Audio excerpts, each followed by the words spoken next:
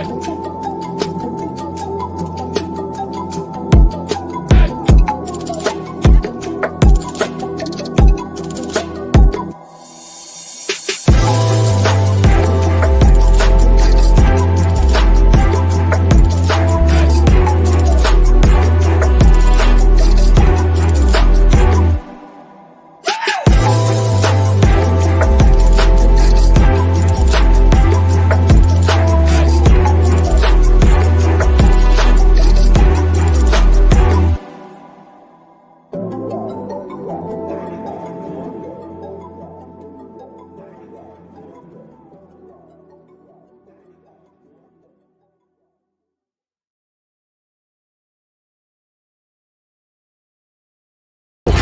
it up, it's the pancake and power slam. Turn it up, it's the pancake and power slam. Turn it up, it's the pancake and power slam show.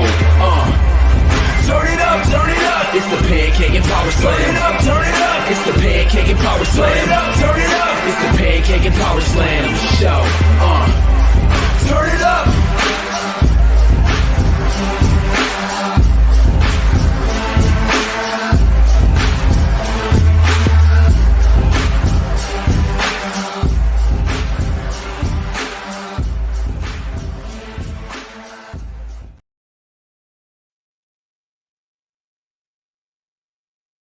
What's going on, everybody?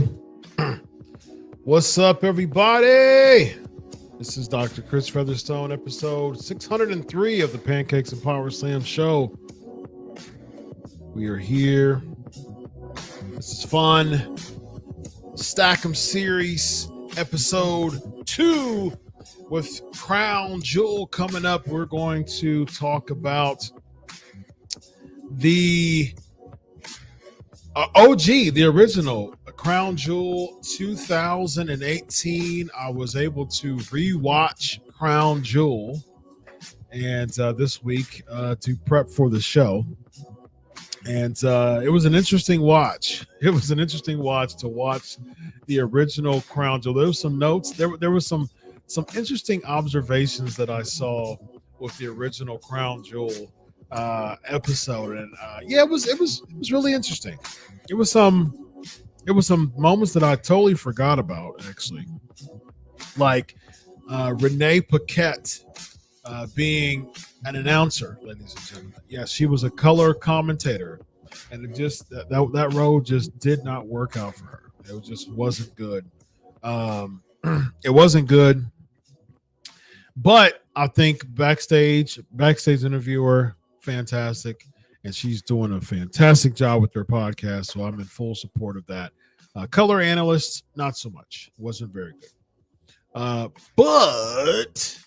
But she's doing fantastic right now. Acknowledge the doc. My guy. All right, PNP Nation. So this is what we're going to do. So I'm going to rank the matches of the 2018 Crown Jewel event.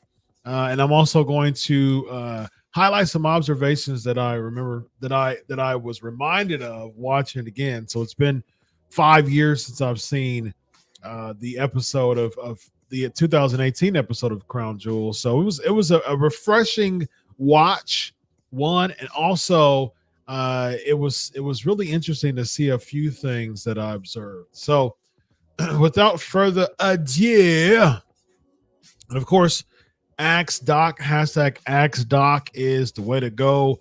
And put your comments about the specific match, and then I'll put it up as far as this specific match is concerned. So without further ado, let's get to the list. Let's start off with, here we go. Let's start off with the first match. This actually was on the pre-show. It was Shinsuke Nakamura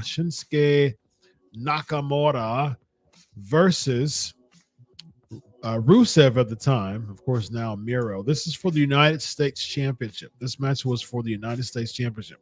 So the categories are Kane Level Fire. Kane level fire.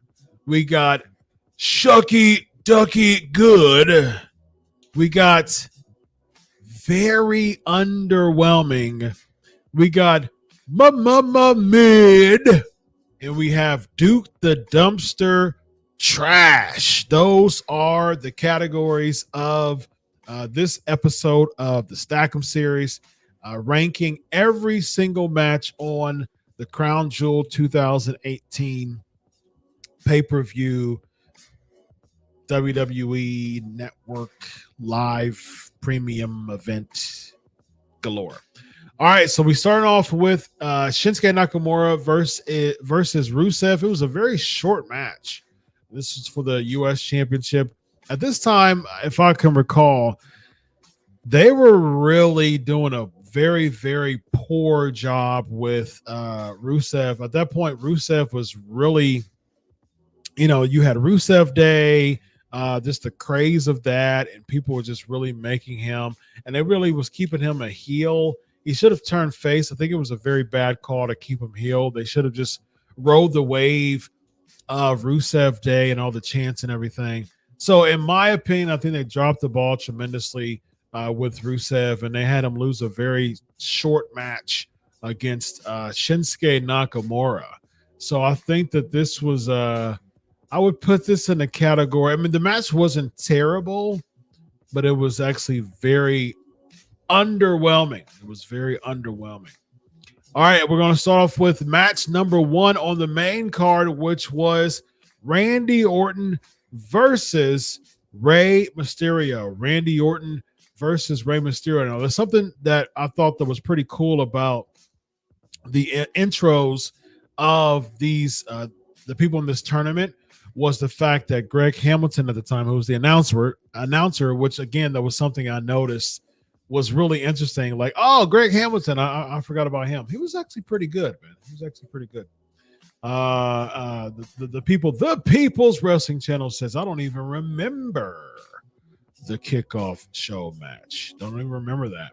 All right, so Randy Orton versus Rey Mysterio. So Greg Hamilton introduced the champions by their accolades, which I thought was actually pretty cool. I think that was a really good idea to really make the tournament more important than what it was, because there was not really any stipulation.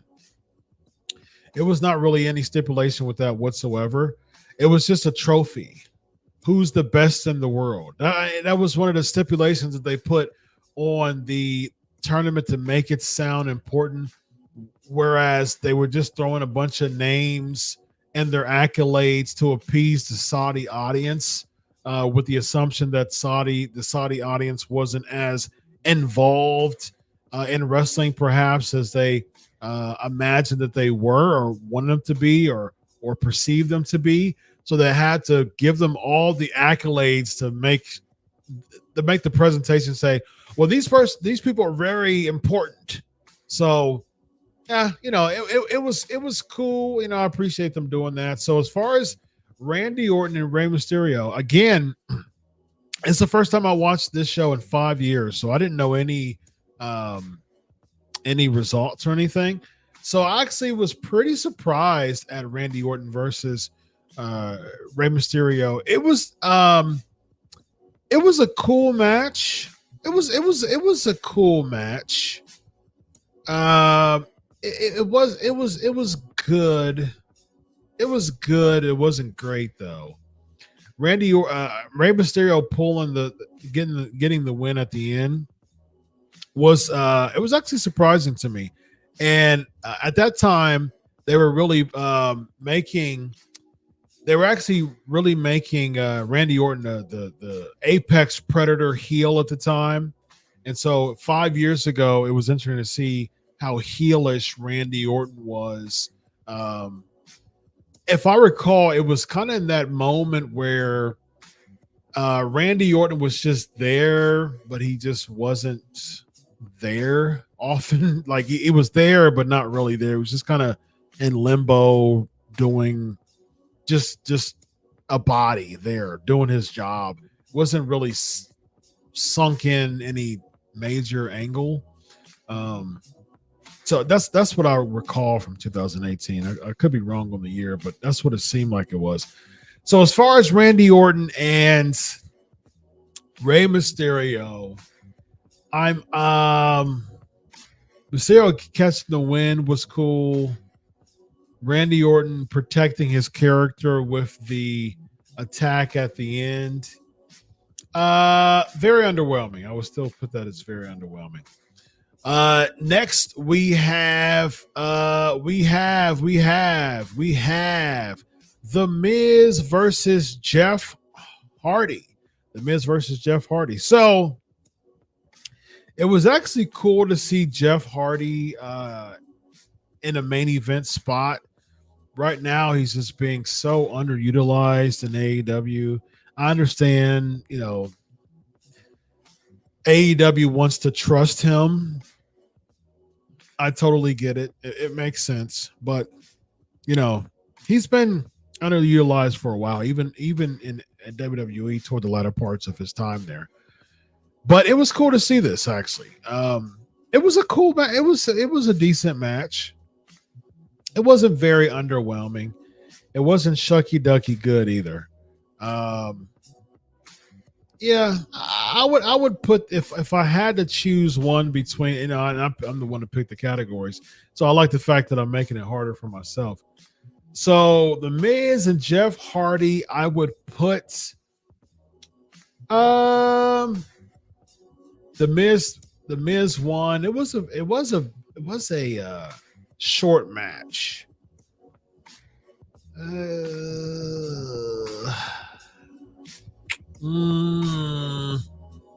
I would say it was very underwhelming. The Miz winning wasn't terrible, but at the same time, it was short.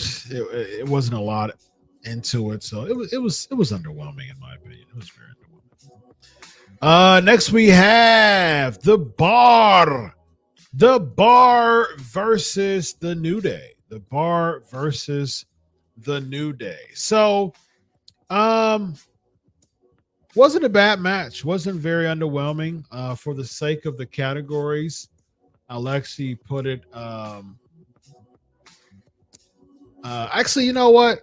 Yeah, I'll actually put it. I'll put it shucky ducky good. I'll put it shucky ducky good. It was good. The ending was bad with the Big Show. So watching this from 5 years ago, to me, it was weird. It was very weird because I had absolutely no idea. People's Wrestling Channel think it was good.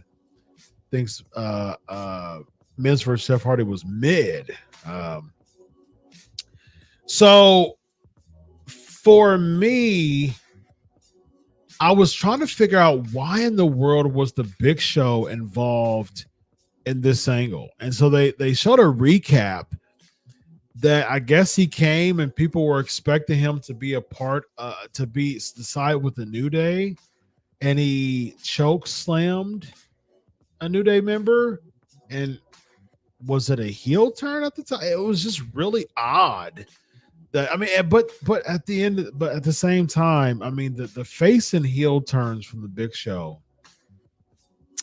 That you know what? That's actually that may be a topic of itself. The ranking the heel and face turns of the Big Show. Actually, I might very much consider doing that because his heel and face turns were, as you know, day and night. It's like days of a week. I mean, just a night and day all the time, normal, routine. It was insane to me, the number of turns that he had. Outside of the Big Show stuff at the end, that was weird. I say that it was shucky ducky good. I think the match was actually pretty good. Who do we have next? We have Kurt Angle versus Dolph Ziggler. Kurt Angle versus Dolph Ziggler.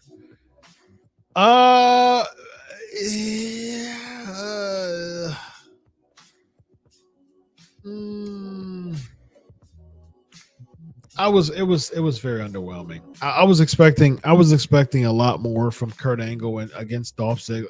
Kurt Angle and Dolph Ziggler on paper, I was expecting more from that. it wasn't a bad match. It wasn't a bad match. The how they utilized Kurt Angle to me was just kind of, yeah. And I know that they wanted the star power to bring him, to make him a part of the Saudi event. They wanted that star power, but just having him come in and lose a first round match against Dolph Ziggler.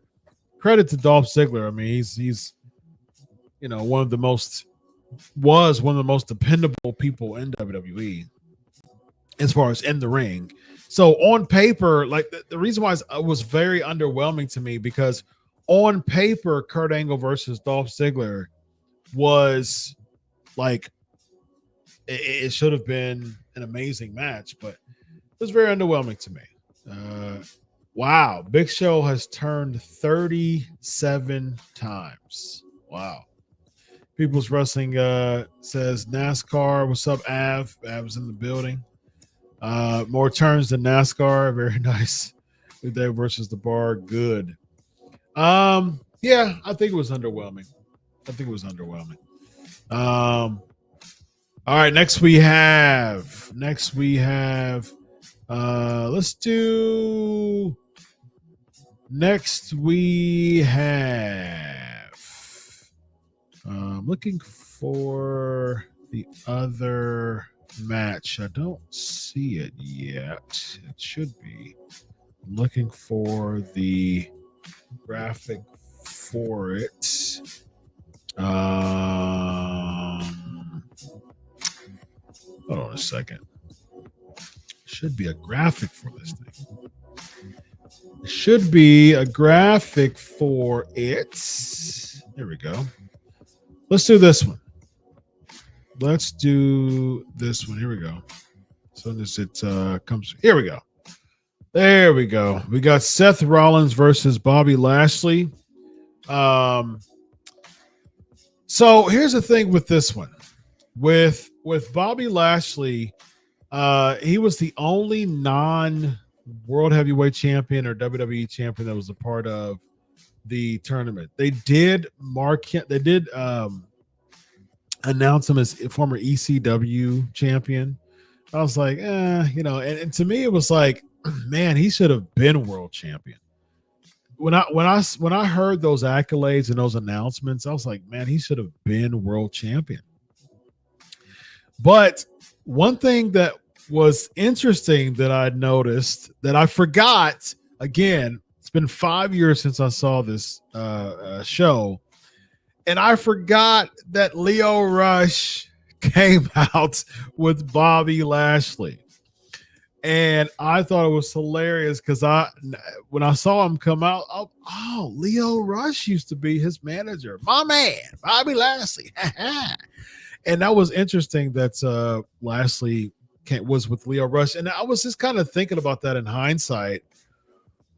Man, like Bobby Lashley, man, he takes one for the team so much. On paper, Leo Rush as a heel mouthpiece, I actually think is a good idea.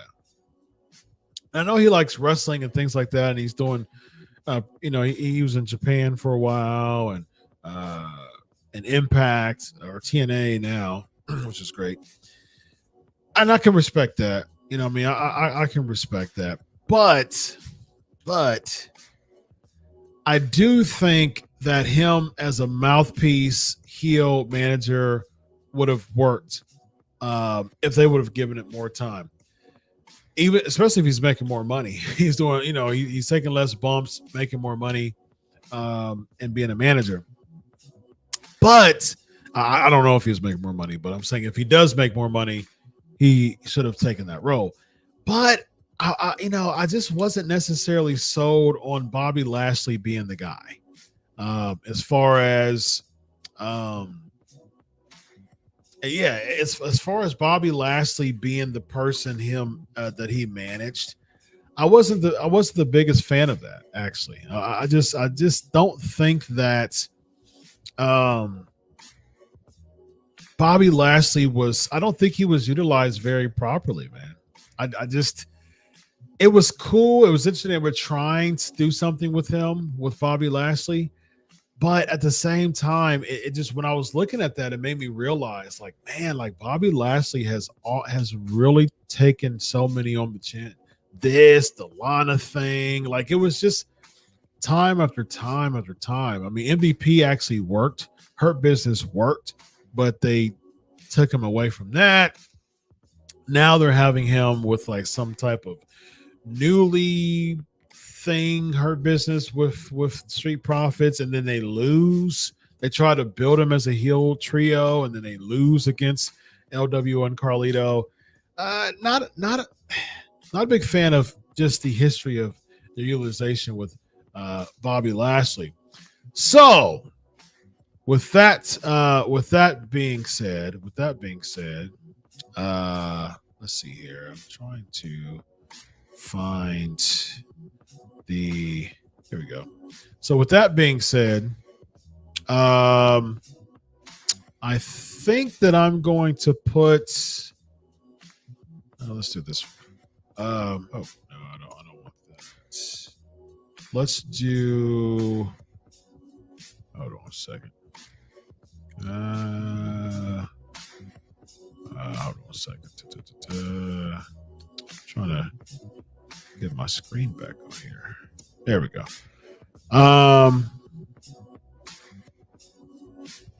There we go. All right. So with that being said, I do think that I would put Seth Rollins. And one other thing that I noticed with Seth Rollins was they actually his Burn It Down music then was super generic. It was super generic, man. Like, you know, although I'm not a big fan of the singing ad nauseum anymore, and the fans put themselves over with this music, I do think that this music is so much better than the music. But I would say that the match was shucky ducky good. It was actually a pretty good match. I didn't want the finish to be the way that it was, but it was a good match. All right, next we have okay, we did that already. We did this already, and here we go. The Miz versus Rey Mysterio, the next match of the finals here. Let's see. So we have these matches in the tournament. Let's see. So what y'all got, SK Nation?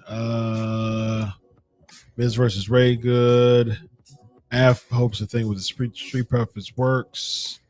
Yeah. So with this match, I think that I'm gonna give Miz and Ray. It wasn't a bad match. It wasn't shucky ducky good.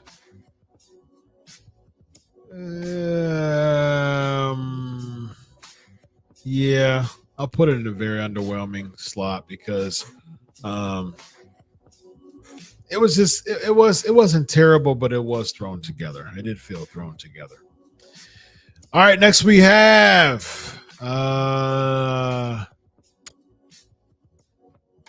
the Seth Rollins versus Dolph Ziggler. Seth Rollins versus Dolph Ziggler. Now, with this match, it was lengthy. It was the longest, other than the main event, it was the longest match of the night. I actually think that this match was indeed Kane level fire. I think that this is a really, really good match. It was lengthy. There was some length to it. There was some ebbs and flows. It told a story. I think that this is a fantastic match. I think that this is the best match on the card, hands down.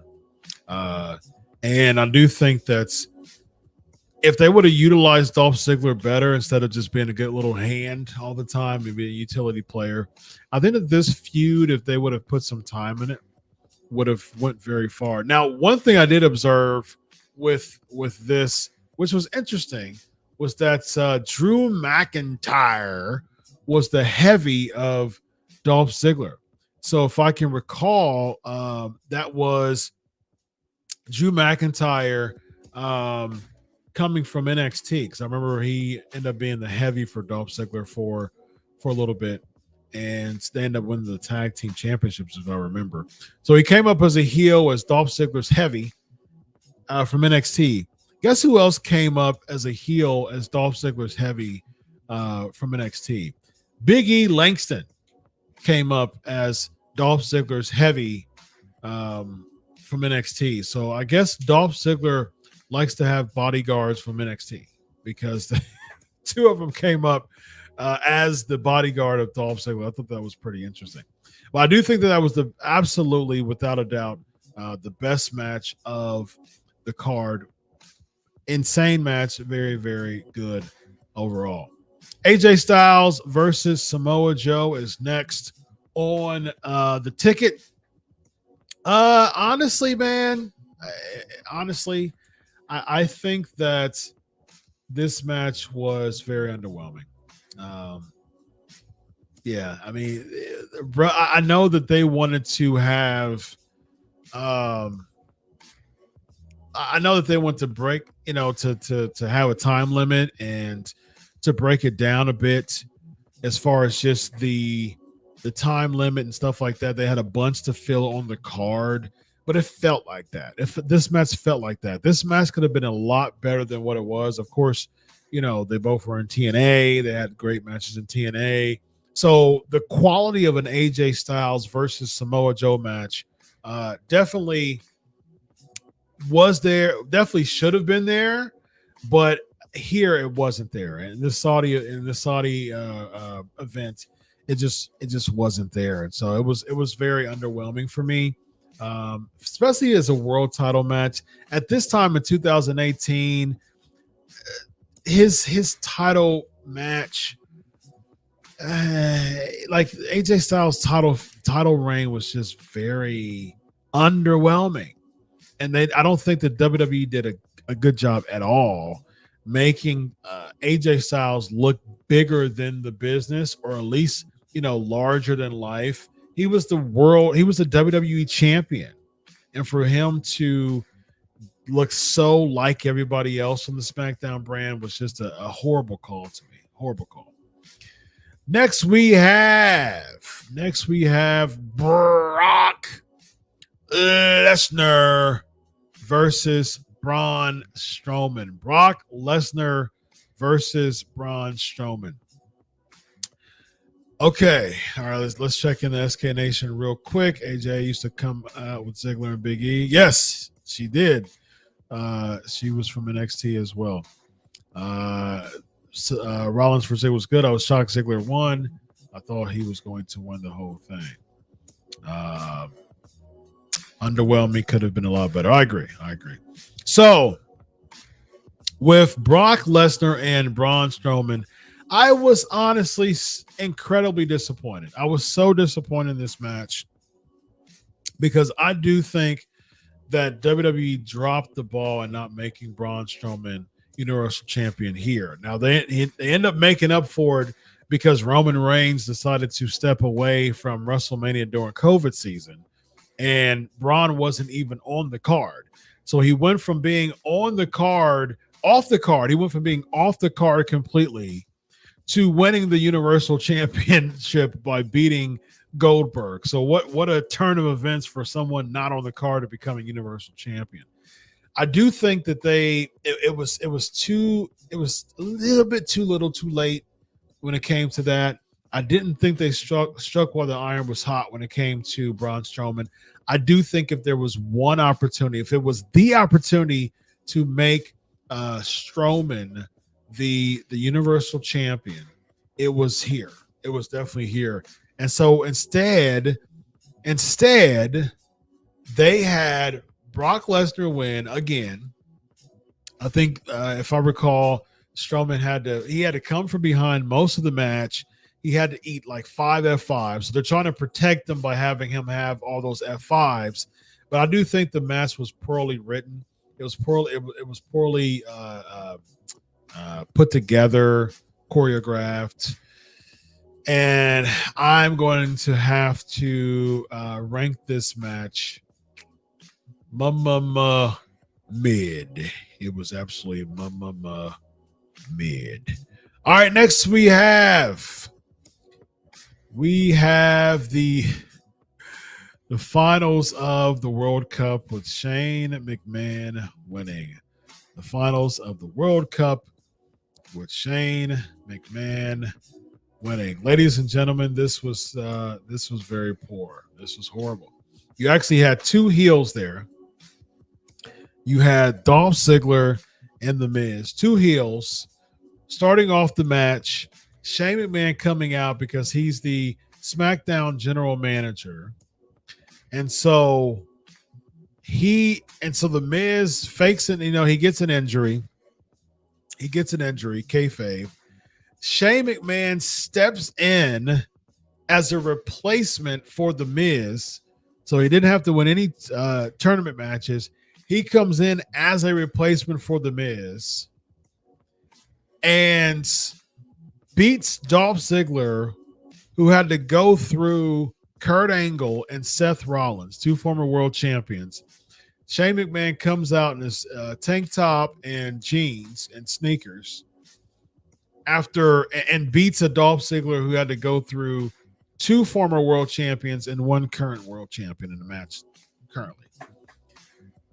That was heelish. Like that, there was nothing babyface about that. Like that was a heelish moment that Shane McMahon did. And I just think that this was bad. This was bad. This conclusion, and I'm a huge Shane McMahon fan. I like Shane McMahon a lot, but this was absolutely Duke the Dumpster trash. This was absolutely Duke the Dumpster trash. Absolutely Duke the Dumpster trash. The People's Wrestling Channel agrees. Also thinks that Lesnar Strowman's trash. It was way too quick. All right, so let's do the final one. It was DX versus the Brothers of Destruction, man. DX versus the Brothers of Destruction. Oh, man, I so wanted this match to be really good. I so wanted this match to be live up to the hype. Shawn Michaels coming back from retirement. He retired at WrestleMania 26 against The Undertaker. What a way. And he had his hair. What a way to end his career and retire on top, as an absolute legend. Still was a legend.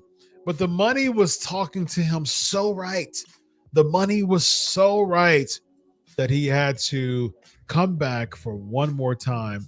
That was in 2018. WrestleMania 26 was 13 years ago? So that was 2010 was WrestleMania 26 when he retired. Am I getting my years right? So WrestleMania 26 was 13 years ago. So that was 2010, right? Is when Shawn Michaels retired. So it was 8 years. It was like 8.5 years that Shawn Michaels was away from a wrestling ring from 2010 to 2018. After an 8.5 year hiatus, Shawn Michaels returns back, bald-headed, definitely lost a bunch of steps, but ironically enough, goes to show how amazing of a wrestler he is.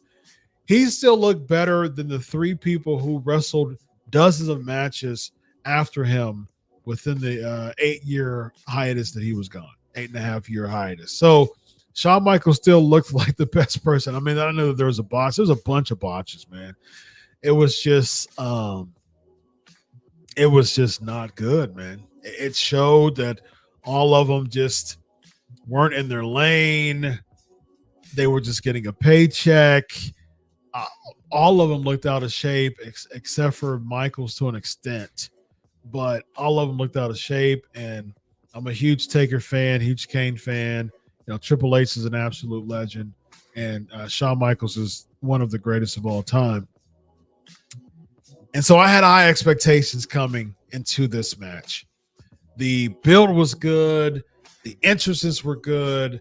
The match started off decent, and then it just went to shreds. It just absolutely went to shreds. So because of that, Duke, the dumpster, trash. I was so underwhelmed. I was so disappointed. So disappointed with that match, ladies and gentlemen. All right, let's see. Let's check with the SK Nation with the PMP Nation real quick. Diaz versus Kane, Undertaker, beyond trash, total bots fest. Shawn was just too old. Kane's mask came off. Yes, it did. Triple H got injured. Yep, just awful. It was 20 years too late. I agreed 100%. This was sad. Jericho said it was the worst match he's ever seen. I actually can't necessarily agree with Chris Jericho. I mean, it was an absolute crap fest. It was so bad. I was so disappointed by that. All right, ladies and gentlemen, this was episode 2 of Stack 'em and the Pancakes and Power Slam show, episode 603 in the books. 603 in the books. This was fun, y'all. Again, go to follow me at Chris Prolific for suggestions. The Patreons has first dibs on show selections or on ranking selections. This was with Crown Jewel coming up. This was OG Crown Jewel 2018 ranking the matches. And hey, we got Survivor Series coming up. We got some other stuff coming up. We got news. I'm going to start ranking based on news, based on upcoming events, and based on viewer suggestions. Of course, follow me at Chris Prolific with your suggestion of what I should rank. Until then, ladies and gentlemen, hey, we get into the after party for a short Q&A. We're going to have fun as we do every single week on the after party. Listen, $3.99, less than $1 a week to hang out with Dr. Chris, get exclusive interviews, get insider information. Again, I got a bunch of intel with people from the pro wrestling world. So I do a live Q&A with filling you all in with some intel as far as what I get. I've texted people live during those sessions. And so we get an insider Q&A at the after party, and we have a lot of fun. Less than $1 a week. Come on through. We are heading to the after party, ladies and gentlemen. Until then, this is episode 603 in the books. Okay, look. I gotta remember. What was my clothes used to be, y'all? PMP Nation. Thanks for listening. I think I'm paraphrasing, but this is good for now. Thanks for listening. God bless. And always remember, I do it for you. There we go, ladies and gentlemen. We're heading to the after party. Until then, solo.